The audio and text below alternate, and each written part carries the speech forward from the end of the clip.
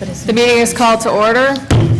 Welcome to the Wednesday, January 17th, 2018 Board of Education meeting. From 5:30 to 7 o'clock, we were in executive session discussing a personnel matter. At this time, if we could please rise for the Pledge of Allegiance.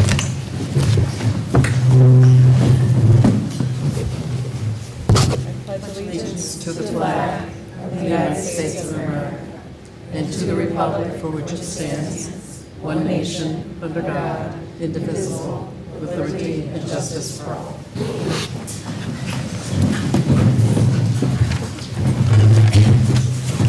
Introductions? Dave Hurst. Jonathan Fishbein. Holly Dellenbaugh. Charmaine Widgesinger, Jody Monroe. Christine Beck. Lynn Lenhart, Meredith Moriarty. Michael Cooper, sorry. and Judy Kehoe. Can I get a motion to approve the minutes from the January 3rd, 2018 regular board meeting? So moved. Second. Any discussion? All in favor? Aye. Any opposed? Motion carries. Do we have a representative from the Student Senate here tonight? Yep. Hi. Come on out, state your name. Hi, I'm Josh Hauser. I'm Annie Craig. So we just started planning for the Snowball this year, which is February 3rd. And basically we've just been assigning DJs and who's going to sign people up during free periods and working on how we're going to promote the dance. Also, we're with the backpack program. We're going to pack this Friday and pick up the bread on Thursday night for the program. And also we've recently gotten a donation from a Girl Scout group in the area. So we've been using that to help with the backpack program. We also recently opened up a Google form that we emailed to all the students at the high school where they can send in recommendations for things we can improve in the school. And they've suggested things like getting more water bottle fillers and opening up the courtyards in the spring. So we're going to work on those. Great. Any questions? No, that's great. Thank you. Yep, thanks. And now for the superintendent report. Thank you. I wanted to let the board know that if you recall Jamie Rowe, last year she was awarded a NASA grant. She recently participated in a meeting for the American Astronomical Society from January 8th through the 12th. And her team worked presented on their use of Spitzer Space Telescope data. And we do have an article on the website, a little bit more to explain a little bit more about what she and her team has done. All of the 2017 educators who were selected will go on to conduct at least 12 hours of professional development for their colleagues in their schools and communities at the local, regional, and national level. So I'd like to thank Jamie for her participation representing Bethlehem so well. Also, Governor Cuomo released if you saw his State of the State address. So I asked Judy to give you some very rough estimates. We did get some state aid runs, but there's still a lot of things that we need to verify. And at the State of the Schools on February 7th, we'll also be rolling out the initial budget projections. So Judy, if you want to share those. So the good news was that it appears that our funding streams will be fairly level with what we have this year. With all of the state's talk about burgeoning deficits, we were very concerned that there might be an attempt to put forth some other kind of a gap elimination adjustment or a large reduction in our aid, and there was no mention of that in the governor's remarks. So foundation aid is preserved and all of the other expense-based aids are the same.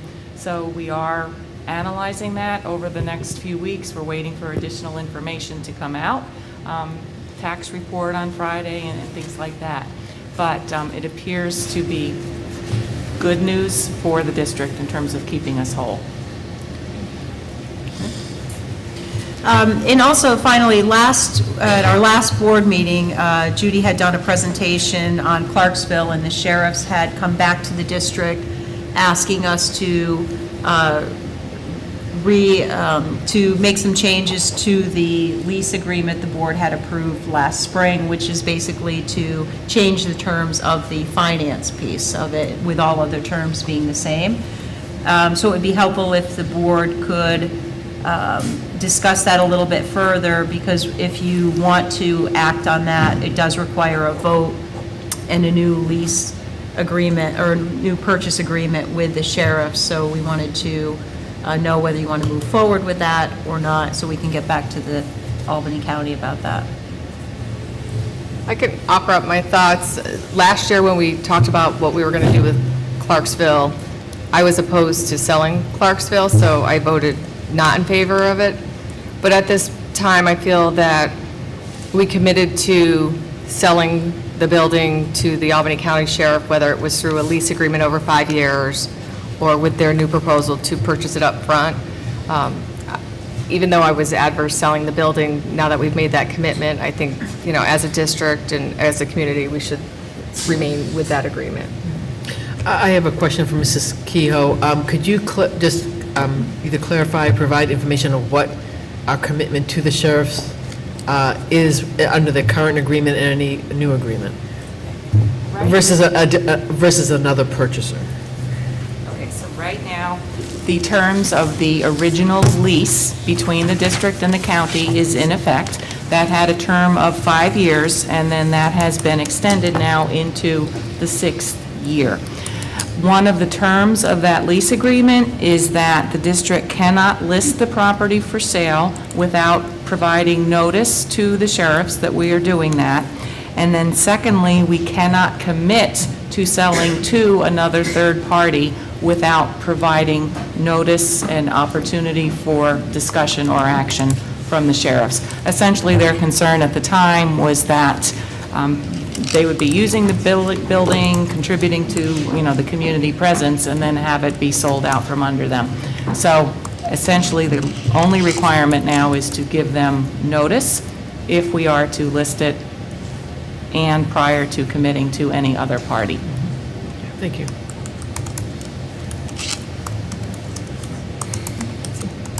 Any other? I too am in favor of moving forward with the sheriff. I think the appraised value of the building is only going to continue to go down, and that we have had a good relationship with the sheriff's department, and that we have worked with them very well. They're a good neighbor out there. They have worked well with the Clarksville community. The people out in Clarksville seem to like having them out there. And I like the fact that if they ever decided to sell the building, we have an agreement with them that we would be given the right of first refusal to purchase the building back if we ever decided we needed the building back as a school. And I have faith that they will maintain the building and keep it in good shape, which I know the community is, very concerned about. They want to keep the building preserved. And the fact that, they're going to have space there for community groups to use. So to me, it's a win-win for the community. And rather than having potentially an empty building sitting there for possibly years while we're attempting to sell it again, it makes sense to me to move forward with the sheriff's department. Judy, is that in writing that we have first right of refusal if the sheriffs decide to sell, or if I misheard you, Mike, tell me, but I thought you said that if we wanted to use it as a school again, we could buy it back? I'm a little puzzled now. The lease purchase agreement that the board had approved in June had that language. So there were a series of covenants. They were going to maintain some of the artwork that was part of the building, respect the historical value to the community. If they wanted to leave the building at some point in the future, they had to give us the option first. That's not in any existing agreement now, because they did not approve that same agreement that you all approved in June, but that's where they came from. So what they said was, if they enter into a new outright sales agreement with us, they would maintain all of those covenants and terms from that June agreement. So it hasn't been signed, but they have given us a commitment to honor all the terms other than to pay us up front versus over 3 years. So just to be clear, the covenant includes, we would have first right of refusal, but we would have no right to buy the building from them if we wanted it and they didn't want to sell it. Correct. Okay. When they're done with it, if they were done with it, then they would come back to us. And the financial part of the agreement is still the same, even though it's just eliminating the lease purchase Yes, part it's of it, but- essentially but we're not accelerating the losing- terms of the deal. And the updated appraisal that was just received last night by the district affirms the value has dropped, but the $325,000 is still a good market value for the property.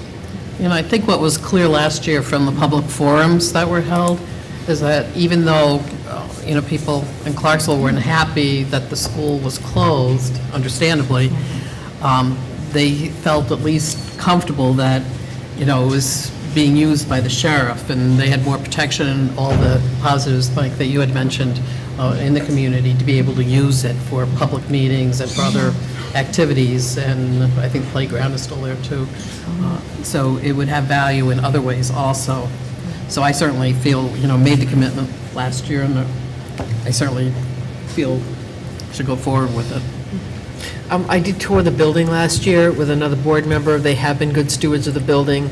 I feel to reopen the discussion or the opportunity for someone else to make an offer on the building would just be construed as poor faith with the Sheriff's Department. So I am comfortable going forward with amending the agreement from lease purchase to straight-out purchase, as long as all the caveats are carried over and put in writing from the other previous agreement. Judy, I have another question for you. Does this in any way affect debt service, money from the state? Is there any change in our finances as a result of this, other than we get the money up front? The outstanding bonds remain unchanged through their maturity in 2022. Our state aid is scheduled to come into us over that same period through 2022. That would be reduced by the amount of the purchase price within that 5-year period through 2022. And that was the same as was the case previously. So it's the But- same exact agreement, Yes. just different funding? Yes, so the only piece that's different is instead of 3 years of lease payments, the value of those 3 years of lease payments is all made at the closing. And we would save money from doing it.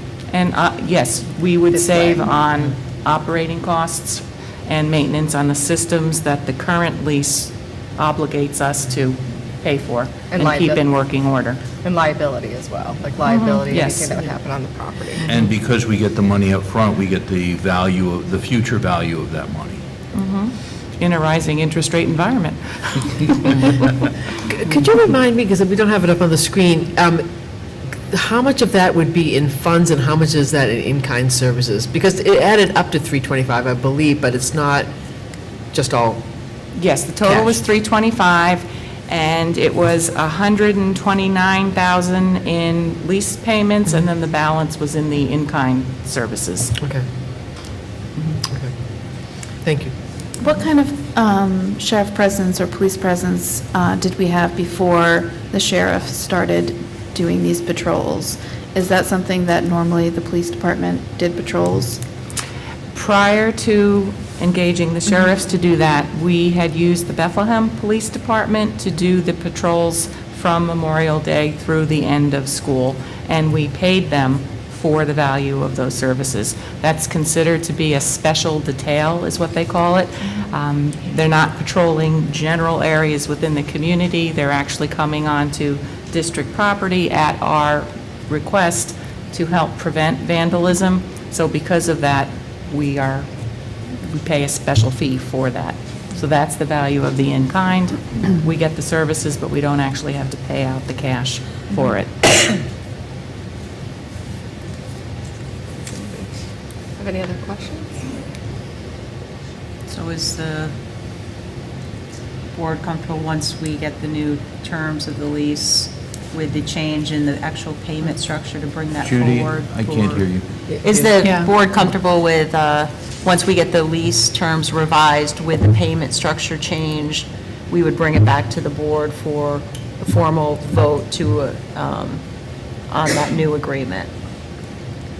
You have to do that at a future meeting. So perhaps, hopefully the next meeting, if not, it would be the one following that.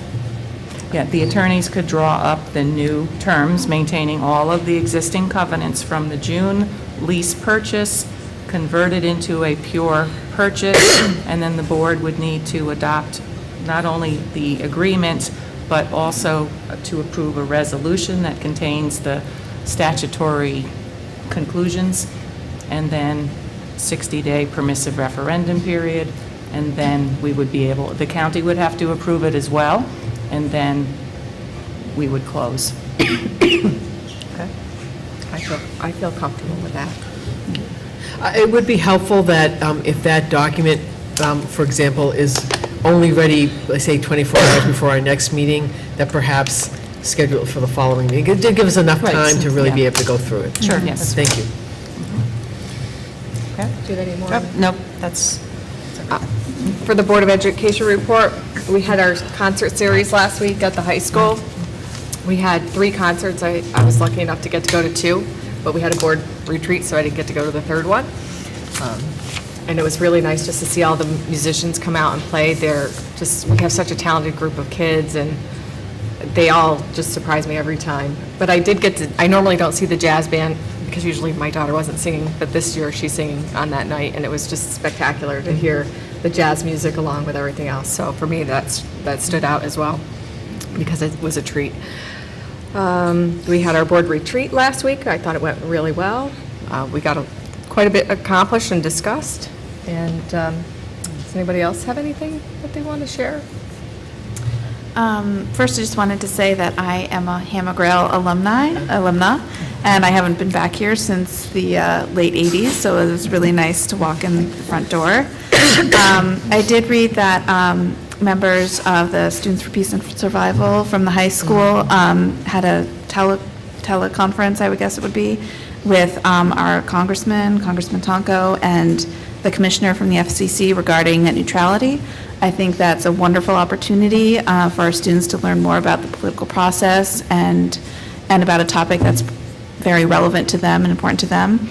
And I wanted to thank the Congressman and the FCC Commissioner for taking time out to talk with them, and commend the students in that group for their interest in a timely political topic, and I think it's just a wonderful thing that we can communicate with our congressperson in that way.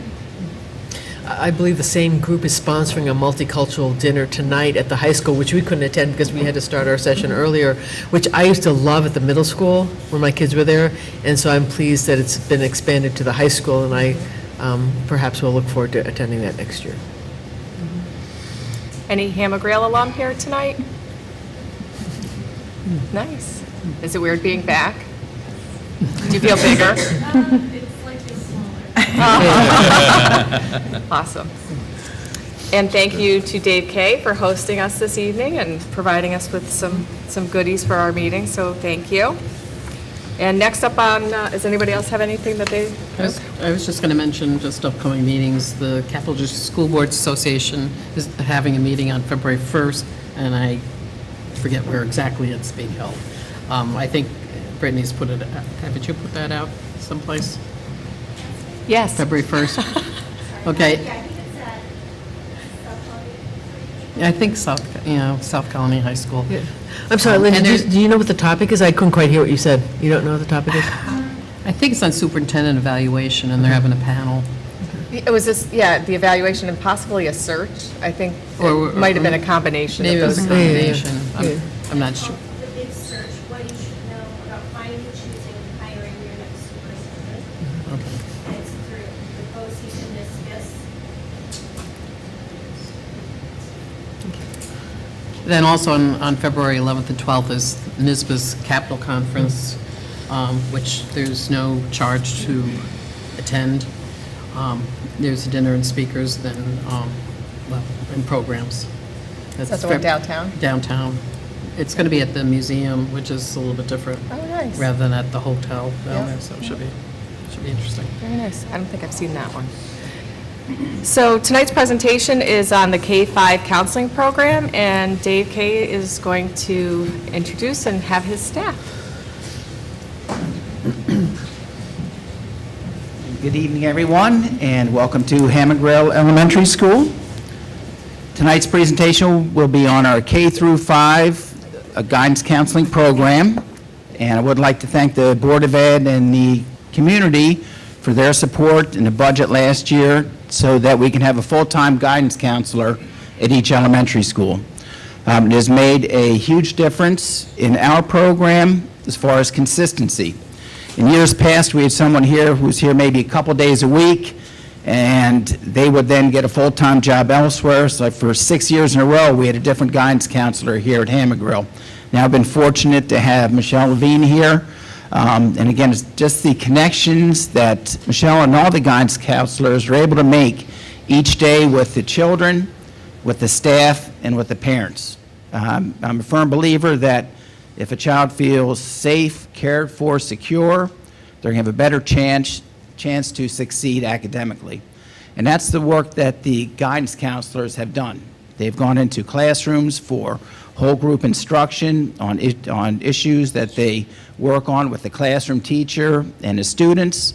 There are small group sessions, individual sessions, and a ton of follow-through with the parents and with the teachers as well. So for me, I've seen just a huge impact in the program, so I'd like to congratulate and thank all the counselors and Kristen for their work, and also to the Hammond-Grail staff who are here tonight to support us and support the program. Thanks for being here. And now I'd like to turn the program over to our K through 12 guidance supervisor, Kristen Connors. Thank you, Mr. Kay, for the warm welcome. And thank you for having us this evening. I usually don't stand still behind a podium, so I'm a walker and a talker, so I feel like I'm in the way of everybody from seeing the screen here. So thank you again for the warm welcome and the introduction. We have put together this evening a short PowerPoint and an iMovie, which showcases just the 5 months that we've been fully staffed as an elementary department. And I want to echo what Dave has said by thanking you for your support. The district certainly saw that there was a need, and we've been very fortunate and grateful that we've got 5 tremendous counselors in each of our buildings. So I would like to introduce all of them just to start, because I know that there'll be questions later, and I want them to have an opportunity to answer those. Cirilla Peluso is here from Eagle. Michelle Levine is here from Hammond-Grail. Catherine Howell from Ellesmere. Penny Pelagi from Slingerlands. And Joanne Honeywell at Glenmont. So I just want to give them a big thank you, because the work that they've been doing this year has really made a positive impact. I can tell you that over the course of a few months, I've had parents reach out and just thank us for the communication that they've received home, whether it be a letter from the lessons that they've taught in class, or just a situation that they've helped their child through. So it's been really nice to get those positive emails as well. So thank you to them. What you'll see here is our mission statement. This actually was developed last year as a K-12 department. Since we're fully staffed now, K-12, we will be working on developing our comprehensive counseling program. I'm not sure if you're aware, but New York State, through the Board of Regents, has just passed some new regulations that will be in effect 2019 through 2020, whereas we have to develop a comprehensive guidance plan. It has to be posted on our district website. And we need to make sure that we are following really the 4 themes of the American School Counseling Association and what their direction is. So this is really just the first step, and we've aligned our mission with the districts, and we hope to, continue planning in the years to come. I think it's important to understand what the role of a school counselor is. We're uniquely trained in that we learn the guidance piece and also the counseling applications when working with our students. We understand and we promote student success. That's our role. And we do that proactively through implementing advocacy, collaboration with our faculty, staff, administration, parents, students, and we also look to provide systemic change. And one example of that this year is with our RTI for Behavior program. For the first time ever, because we have a full-time counselor in our buildings, we are providing Tier 1 classroom lessons on a social-emotional curriculum called Zones of Regulation. And you'll actually get to see a snapshot of some of the work we're doing in our iMovie. The program provides education, prevention, and intervention services. And so our goal is to make sure that we deliver these services through both direct and indirect ways. So you'll see through our iMovie too that we have our classroom lessons, our small group work, and our individual counseling sessions. And that's really what our day is made up of. I will tell you that our program really promotes the success of students in just a few domains: the academic, social, emotional, personal, and career. And so when we talk about topics, our guidance lessons, we have our guidance curriculum, but we also collaborate with teachers when they feel that there's a topic that needs to be addressed in their class, depending on the dynamic of students. It could be a lesson on empathy.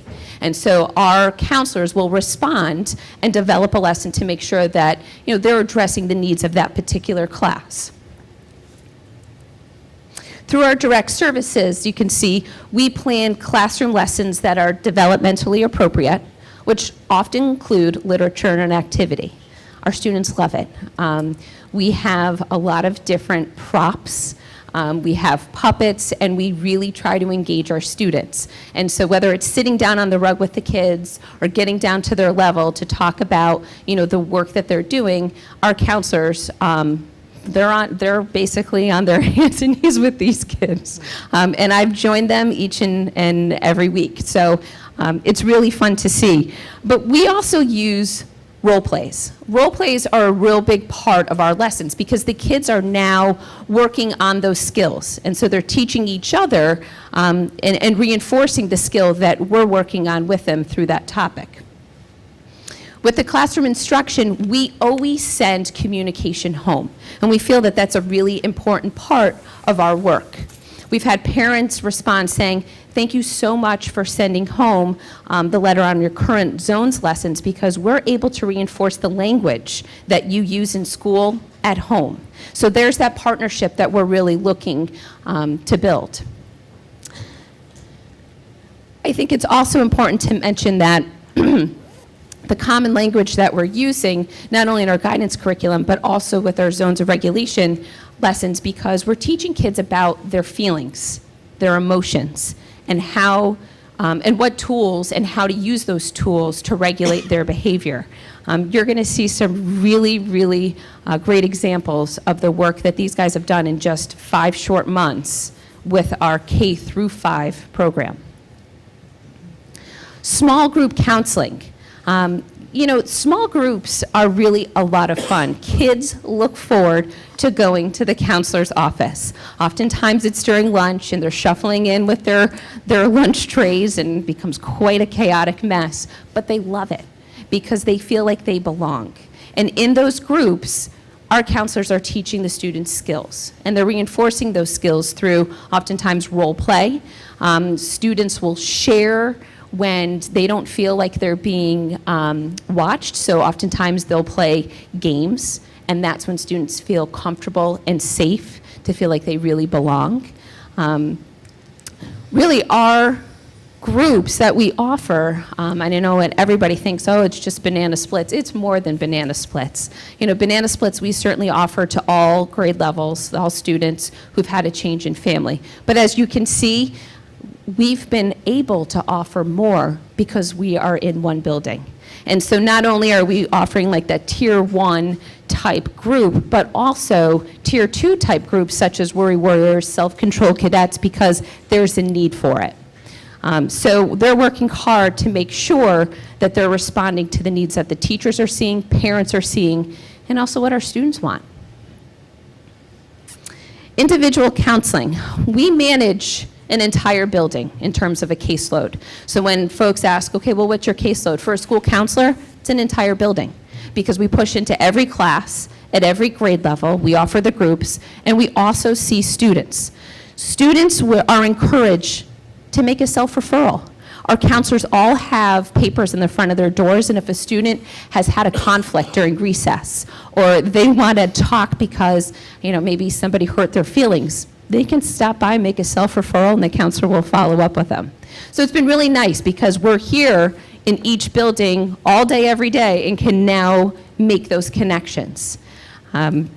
So self-referrals are certainly one way that students are added to caseloads for individual counseling. You can also see through our child study team, through our student support team, through RTI, and really anytime a teacher or a parent reaches out, could be a principal, saying, this child's having a really tough time right now, and our counselor will step in through a solution-focused therapy group. We'll just say, okay, let me assess the situation. It would be short-term, and then make a recommendation based on the needs of the student and the family.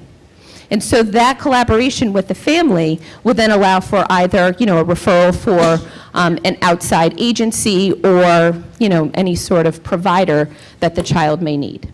So that's really the work that we do through our individual counseling. I think our staff really feels fortunate to be in one building.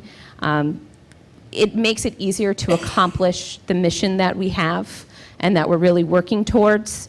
We have more opportunities to develop relationships with students, with parents, with faculty, staff, administration, and like Mr. K said, kids want to feel that they are safe, that they're cared for, and I think having a counselor in every building allows for that, because it's a consistent individual that they get to see. So with that said, I think we're going to start our movie. And again, I just want to emphasize that this is really just a snapshot of just 5 months. So we haven't even gotten into some of our other work yet because of the timing of this presentation.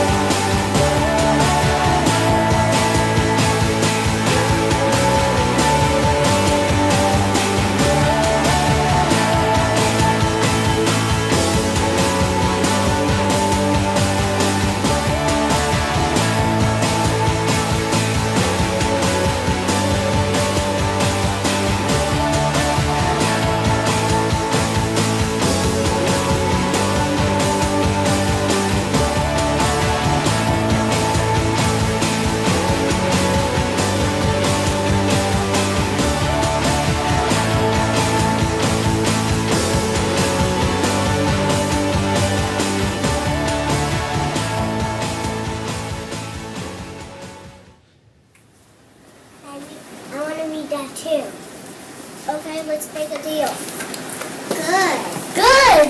You read a page. You read a page, I read a page. All right, good job, guys. I learned solution circle. It's a circle that has a bunch of ways to solve friendship problems.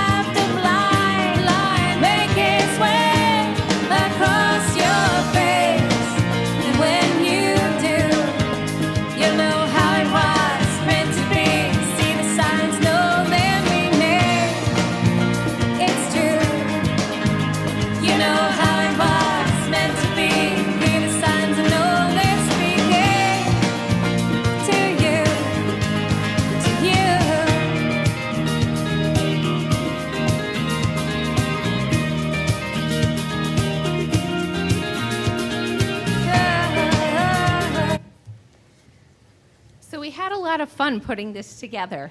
I have to tell you, going to the elementary schools and visiting with them in the classes is probably one of my favorite times during the day. You can't help but leave an elementary school with a smile on your face. The kids are doing some great work, as you can see. our counselors are super creative and super dedicated to this. So again, we want to thank you for your support and encourage you to, stop in if you ever want to see any of that in action. So thanks again.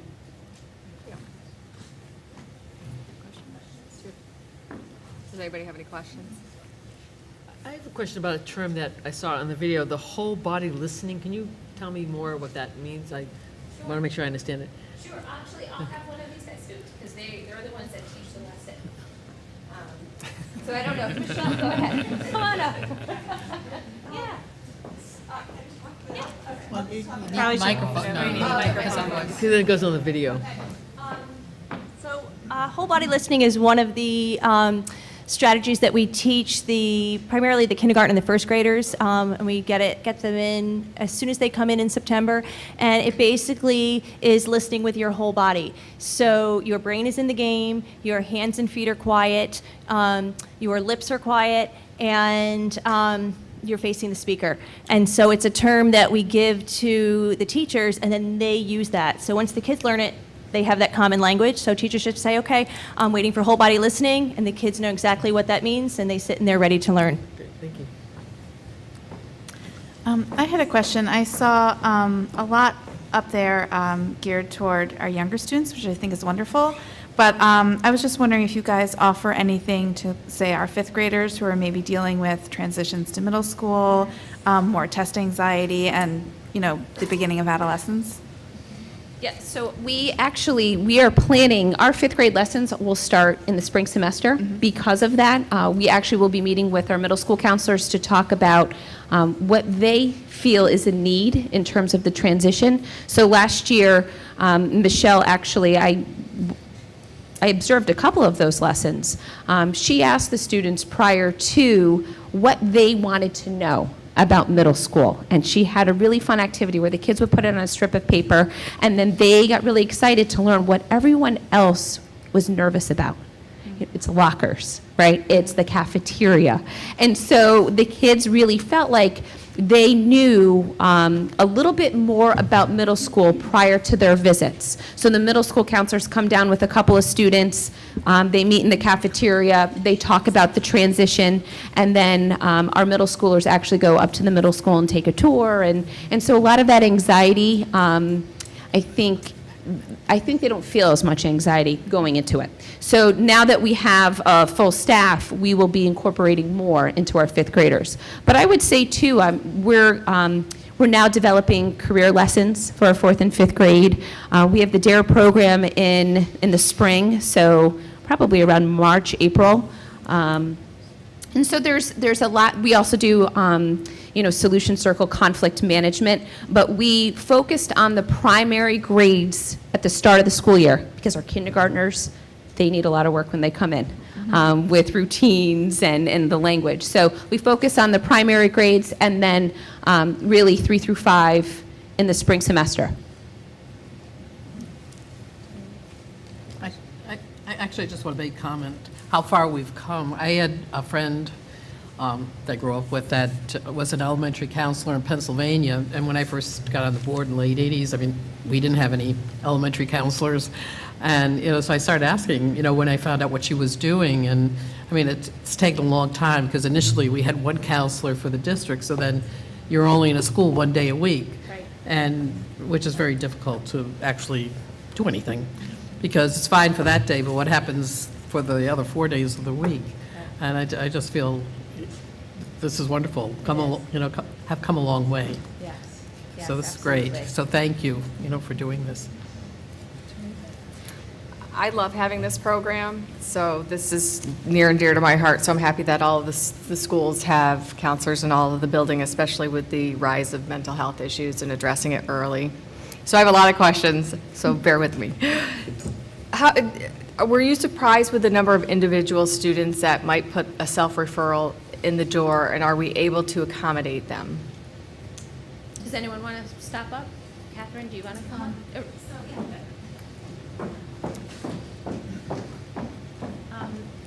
In the beginning of the year, can you hear me? Okay. In the beginning of the year, all of us went into every classroom to do introductions. And so what we found is after we do those lessons, we have a big uptick in self-referrals, which really helps us get started right from September and early October, being able to identify what students are in need. And I can tell you at Ellesmere, yes, I am able to accommodate my individual caseload, so.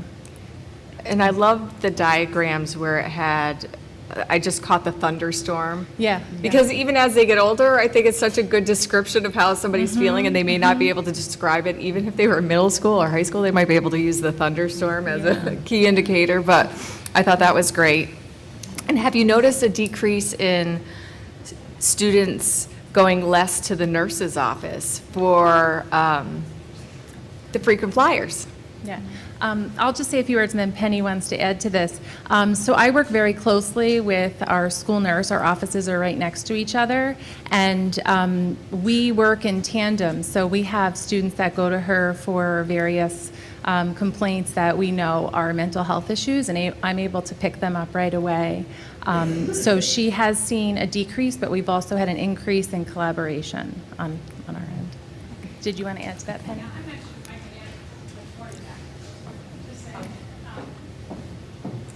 I think it's really important, and I have my school nurse here with me. It's very important for that collaboration, and Kathy Betzel does a great job of communicating with me. You know, I've seen this child a lot, and I think it's one of yours. So I think we do a nice job of that collaboration, and now that I'm there full-time, I have the time to do that. We have the time to take a look at whether this is kind of a social, emotional issue, or if it's a physical issue. And Kathy and I do a great job of helping kids understand that social and emotional issues can play out in a stomach ache or a headache, and really differentiating between that and getting them the support that they need. Do you find that there's more individual requests versus in class, or is it 50-50? What would you say most of your time is dedicated? Is that different, like per building? It depends on the time of year. You know, I think it depends on the time of year. You know, during the holidays is often stressful for students and families. And so I think we'll often see, even in the nurse's office, certainly in the counseling office, we'll see more referrals. You'll see students who will exhibit or demonstrate a different behavior that the teacher hadn't seen before. And so we'll touch base with the counselor to say, you know, you may want to pop in and take a look at what's going on here. So I think our teachers have their finger on the pulse, and I think that's when these guys will also get the referrals. Okay. And I have one last question. You guys have all bared with me very well. The tattletaling. So it's great in the kindergarten early years to talk about tattletaling and saying, well, Susie said so-and-so outside. But as we get older and we go to the middle school or we go to the high school, if you don't tattletale on certain things, you get a penalty for it. So how are we differentiating between the two, if that's what we're starting in the beginning? Is that what you're talking about, telling when things are, I mean, we teach them about tattling and about telling, and when it is extremely important to tell an adult and the difference between that tattling, telling. Is that what you're asking or no? And yes, you're right on the right track, yes. So we really help them understand when it is very important from a very young age to let us know if someone is in danger, if someone is hurting you. And I always tell them, when you tell an adult, you want help in solving a problem for yourself or someone else. When you tattle, your interest is getting them in trouble. You know, you don't have an interest in solving anything. You just want to tell. So we work really hard on that, and I work hard on that all the way through 5th grade, especially because a lot of the older children will say, you know, I don't want them to think I'm tattling. So we talk to them when someone's in danger, we're here to keep them safe, and so are you.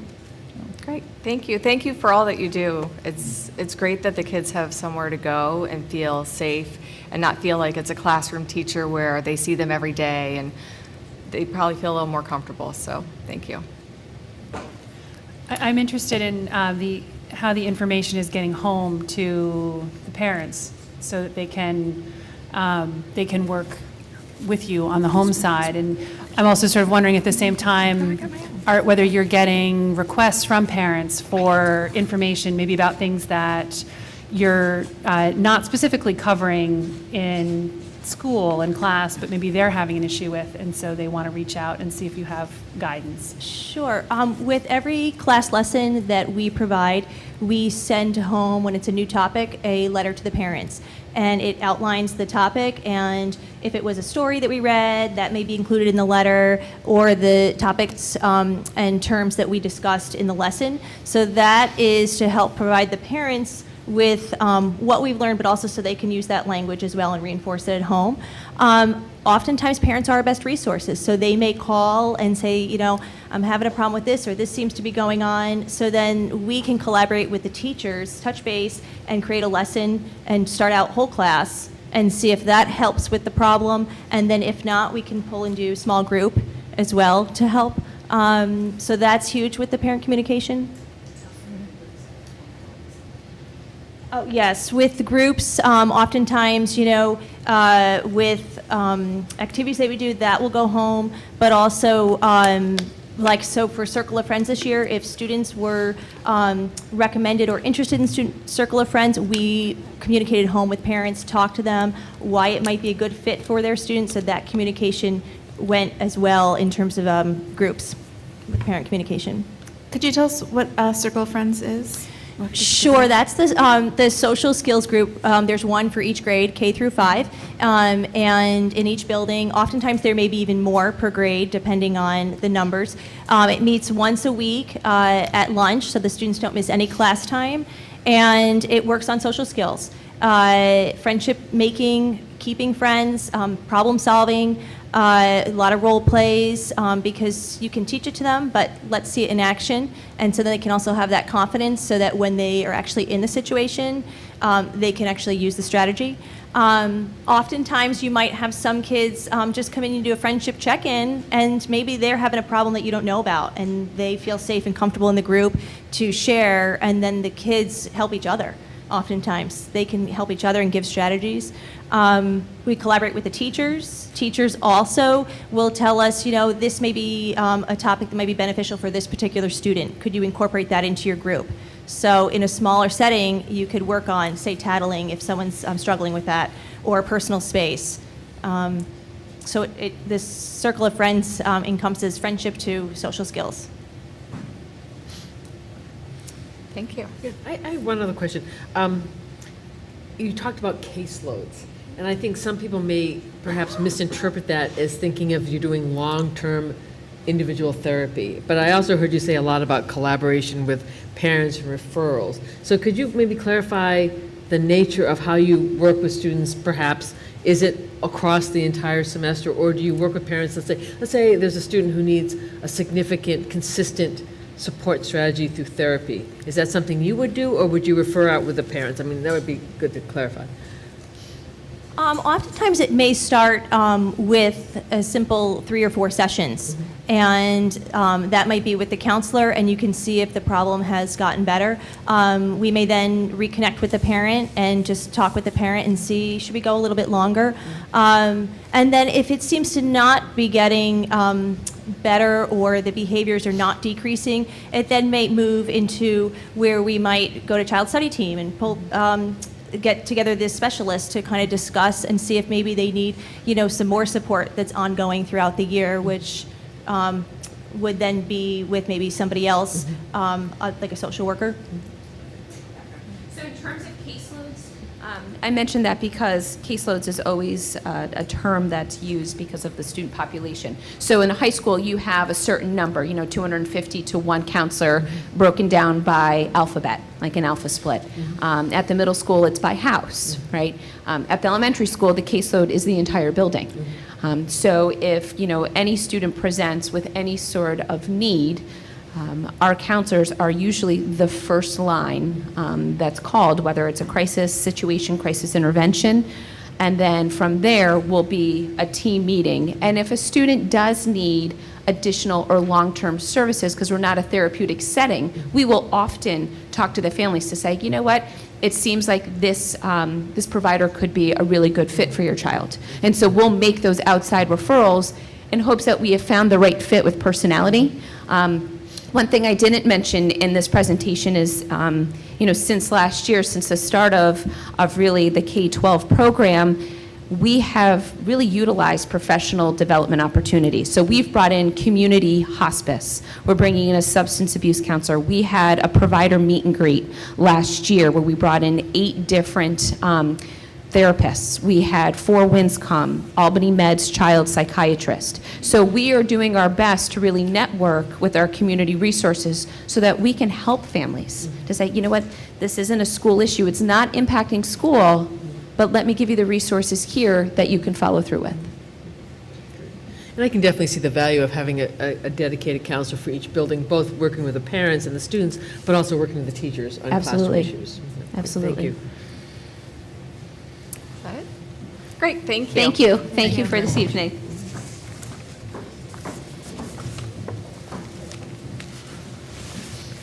At this time, we'd like to recognize any visitors on an agenda item.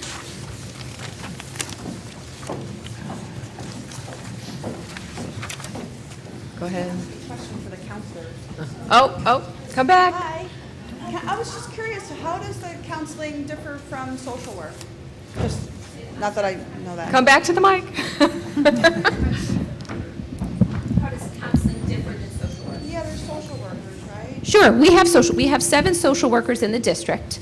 The social workers have a more clinical background, and so social workers are trained oftentimes in a more clinical setting. So they can't diagnose, but they certainly can assess and do further testing to then provide an evaluation for therapy if that's a need. I'm sorry, I feel like that's making noise. So that's really the difference. We're trained in a more holistic approach, so more of the school-related, college and career readiness, the academic, personal, social. So we have more of that educational piece, whereas they have more of the clinical role. Thank you very much. You're welcome. I'm sorry, I was trying to talk. You can have your night now. Thanks, that was it. Okay, thank you. Thanks for everything you do, really. I wanted to ask the board and the district a couple questions. First, about the Clarksville question that you discussed earlier, whether to sell the Clarksville Elementary School to the county sheriff. As you know, I have been in support of the Clarksville Elementary School for a number of years, and I really, at the time, wasn't a fan of building Eagle because I knew that the Little League was saying, and there was a moratorium on building in Bethlehem, and Little League was saying, we're seeing numbers going down. So I want to make sure that we're having a good long-term strategy here. But in terms of the state aid, please, Judy, if you could, for what you have to report to the SED for the sale, do you report the $325,000, or do you count the in-kind services as money? That's part of the consideration for the sale. So yes, we would report that to them, and they would offset the aid. And they offset it by $325,000, even though the money that we reduce our debt would be the $188,000. And it's $198,000, which is the cash amount. I misspoke on that earlier. Oh, okay. It's I thought that was what $198. I took that off the slides last time. Yeah, $198, and then the in-kind is $127,000. So those two combined is the $325. So what you report to the SED, though, is the $325? Yes. Okay. And then I wanted to be clear about a few of the items decided upon here tonight by the district and the school board. So I heard my listening check, maybe a little counseling. So Mr. Winch here, what was it? The Wince Monster, I think I saw a book. That was kind of neat. Is the school district unwilling to entertain any other offers then on Clarksville Elementary School? Is that what I understood tonight? We didn't take a formal vote on it. We got a feel of the majority of the board members. Okay, just a discussion, but not a decision. Just the discussion portion, right, which will occur, I believe, in a couple weeks. Okay. We're a But formal. Let me just clarify. I believe there was a general consensus yes. to go forward with the sheriff. Yes. Because I think that's the answer you were looking for. Yeah, there's a general consensus to go, but we didn't do a formal No, we did not vote or formally vote on formal it. count. So yes, it appears based on this There's a evening's- board consensus that you're not going to entertain to get bid or get an estimate for the value of the building, the 12 and a half acres. Remember, that was discussed at last board meeting. We have the updated appraisal. And you're not going to put it out that anyone else could offer a price. You're not going to do that. You're just going to go ahead with that's the direction, right? It's Yes. just not voted upon. Okay. Is there any even consideration of, reserving some of your property? You've got about 12 and a half acres in Clarksville, reserving a portion of it in the town of Scotland. All you need is 2 acres to subdivide. The land was given to Bethlehem Central School District. Land is not cheap. And, I get the sense that the school district likes to have good primary education, and we don't want mega schools, and, I really can't imagine these schools holding 500 more kids like last June's presentation indicated. So is there any even discussion about holding on to some property in Clarksville at all? Based on this evening's discussion and consensus, we're going to hold with the original agreement, which is the land and the building, with the original agreement where they pay up front versus over a lease period. So nothing would change other than that portion of it. But we don't have that in writing yet, so that's what we would anticipate. Okay. Is the school board willing to allow this to go to a public vote, or will you just let the 7 people sitting on the board make the decision? It Would appears, is that something you guys would think perhaps important for the school district to weigh in on that? Has there been any discussion, or? Signatures, you need a certain number of signatures, right? I know the legal requirements of a petition to make you guys go to a public vote, but would you entertain a public vote? I mean, I think Guilderland did when they think thought the- about getting rid of Altamont. I think the discussion tonight was really whether or not we go through with the sheriffs and what the altered offer is, the change offer, and not to go back to all of the discussions that were had last year. I understand, you want to just go forward, I get that, but would you, as a body, think about allowing the people that live in the school district to decide? I'm just asking the question, you can give me a yes or no. we had an agreement, an original agreement. The terms have not changed other than going from over a 3-year lease to a paying upfront purchase agreement. And there was no pushback from the community, and the feedback at those meetings were positive.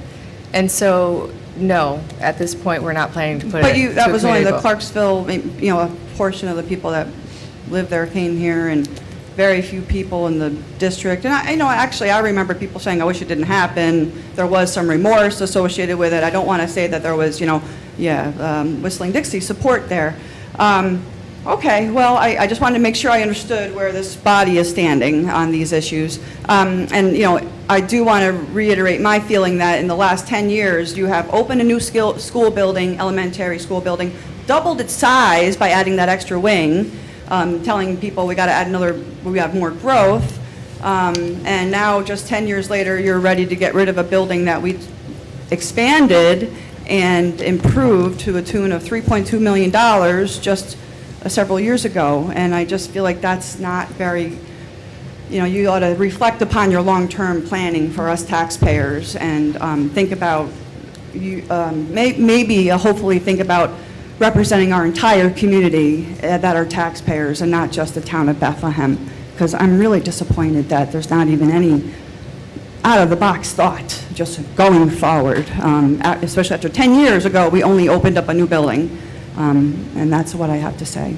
And it should go without saying, but please don't let any of my support for my community reflect upon my children in the school district. I do love the school district. I spend a lot of time working for them, volunteering for them. I take pictures of your children and help share all that information. So don't let anything I say affect my children. Thank you.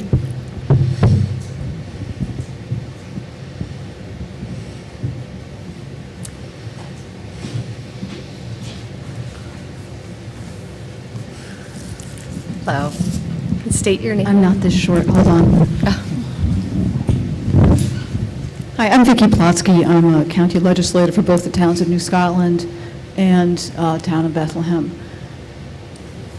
And I'm here, I just would like to reflect a couple of ideas, and I don't want to be interpreted as taking a stance one way or the other. I would like to understand that the board would have considered retaining some acreage for future planning purposes. I don't see that it was considered the totality of that 12 acres. What are the sheriff's plans for it? And I'm a supporter of Sheriff Apple, but I would like to know what the plans are for the 12 acres, and why not retain some acreage sufficient for a school? 6, 8, 10, 4 acres. What do you need to run an elementary school?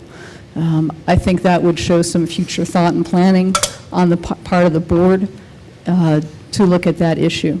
And can I just comment on that? The appraisal identified that while there might be 12 acres on the entire parcel, they carved out a portion that was deemed as excess land, that which is behind the building and not used by the sheriff for the building and the parking and all of that. So that total acreage is only 4.73 acres, so it's really not a significant amount of land that would lend itself to other purposes. Okay, is the appraisal being made public? Yes. Great. Is the school district planning to review the number of children eligible for elementary school in that district? We do every year. We do every year. But We do updated annual. by, how, is that done by zip code or by address? By street address? It's done through it's on our website. The Capital Region Planning Commission puts that together for us, and it's done from a lot of different data points, but it encompasses all of the areas that fall within the Bethlehem Central School District. And it goes several years out? Yes. Is it, just a single year?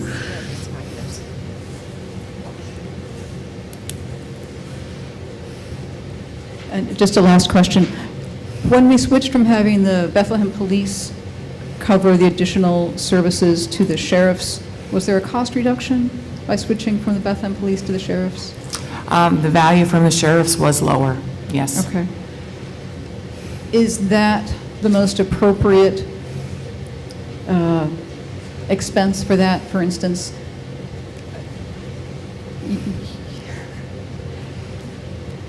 Is there a less expensive service that would provide adequate protection? Like, it doesn't have to be a sheriff's vehicle. Could it be private security, and would that be less expensive?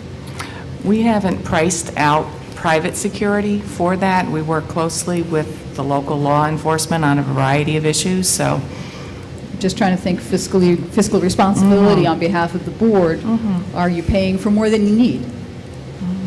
Even though it's very good services, is that more than is required to patrol the school? So just some ideas for your consideration. Thank you. Thank you. And I just wanted to make a quick comment to Judy Abbott, who spoke prior, that I'm glad that we have community members that come up and speak, and they're passionate about their community. So I hope that you don't ever take that as a negative, because there's not many people that are passionate and come and show up and talk about it. So from this board member, I can say it's appreciated, so. And I did want to vouch, I know Mrs. Abbott mostly through the track team. She spends hours at the track meets with multiple cameras slung over her neck, and she takes hundreds of pictures, uploads them, and is an asset to the boys and girls track team. So, and I assume that she does other things, but that's how I know her. I'm sorry?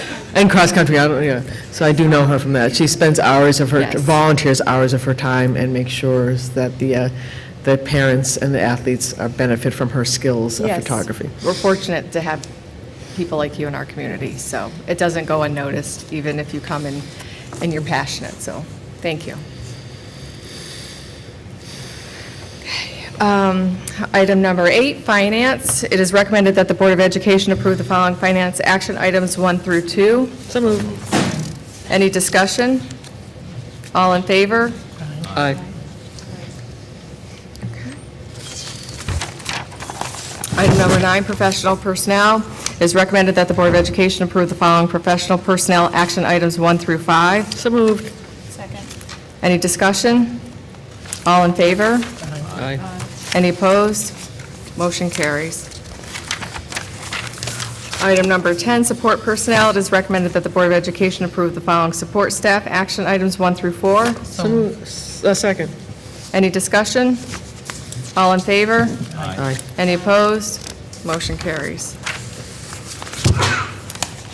Other action items. It is recommended that the Board of Education approve the following action items 1 through 2.